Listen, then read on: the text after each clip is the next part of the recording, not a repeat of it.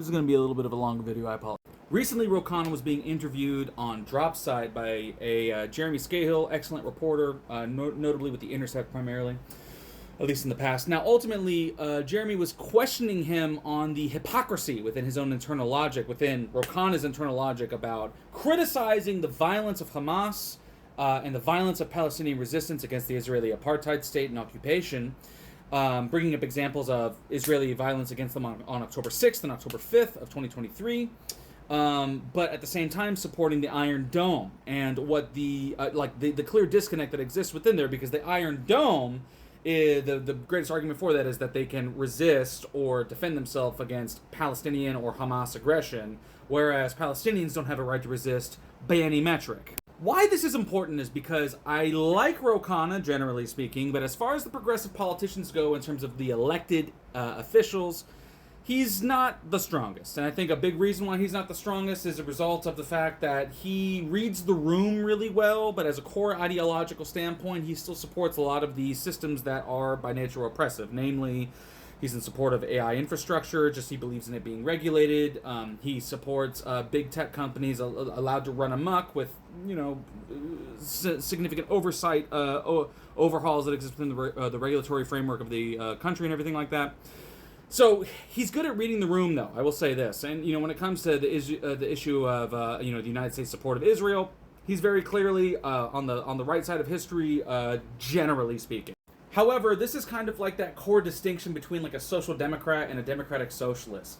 A social democrat sees the highly regulated market environment, expansive social welfare state, support of unions as the end game. The whole prospect of social democratic politics, the Nordic countries is an example of this, is that is the goal. Whereas the democratic socialist approach to this, with their similarities, because there's a lot of similarities between the two ideologies, is the democratic socialist approach to this is that's the beginning.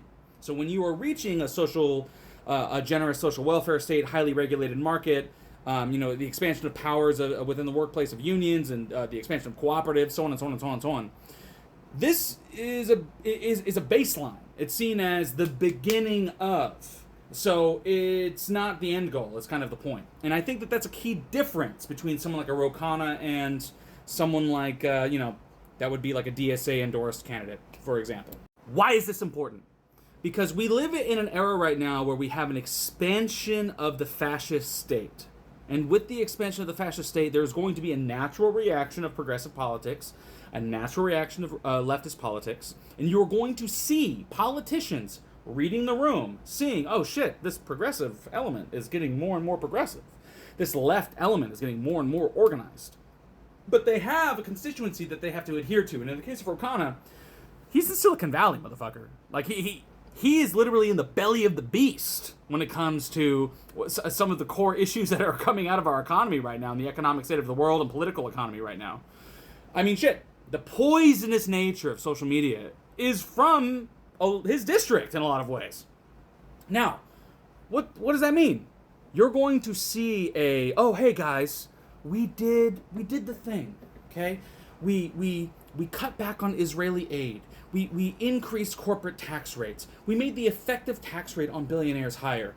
Did we eliminate billionaires? No. Did we cut off all aid in support of Israel? No. Right? Did we cut the military budget? No. Did we institute a Green New Deal in a way that was, like, transformative? No, but hey, you got tax credits on solar panels now. This is the kind of politics that you need to be wary of. Because we right now are circling the fucking drain as a society. The United States is at the end game. And given that we are the hegemonic power of the entire global economic system, you're going to see unraveling. And that unraveling has become more and more prescient as we go through the climate crisis in particular. A climate crisis that we're just fucking ignoring. And someone like a Khanna will say, well, hey, I support the Green New Deal, though. Solar panels on every household's roof. Without saying things like nationalize oil and gas, with the explicit purpose of running it out, of phasing it out of the economy entirely as much as possible. You're not going to see those kind of programs. You're not going to see, like, using eminent domain law to say, hey, this pipeline that you wanted to build, nope, that's a nature reserve now. You're not going to say that. You're not going to see even more contentious conversations that I know the United States is not ready to have, like, we need to get rid of the border wall, because the border wall is ecocide. Now, why does this matter? Because progress never stops. It's always one battle after another. And you need to remember this, because you will have people like a Khanna with their social democratic leanings saying, hey, we made it. We're at the end of history. But that's not how history works. So keep your mind open, keep your heart open, stay vigilant. Everyone's going to tell you that the end is near when it's not. And when I talk about circling the drain, I'm saying we're going to have a new beginning of hell, not the end, if that makes sense. So I love you, and don't